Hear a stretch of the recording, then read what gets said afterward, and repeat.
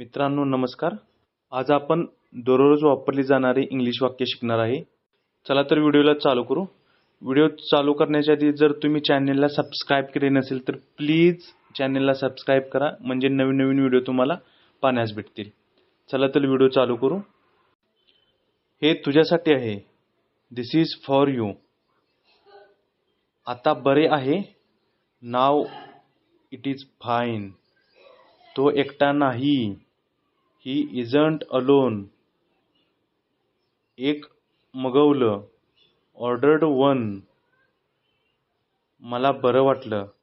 I feel better. मी त्याचं काम केलं. I did his work. वारला. Passed away. हा मूर्खपणा आहे. This is foolish. तर मित्रांनो, कसा वाटला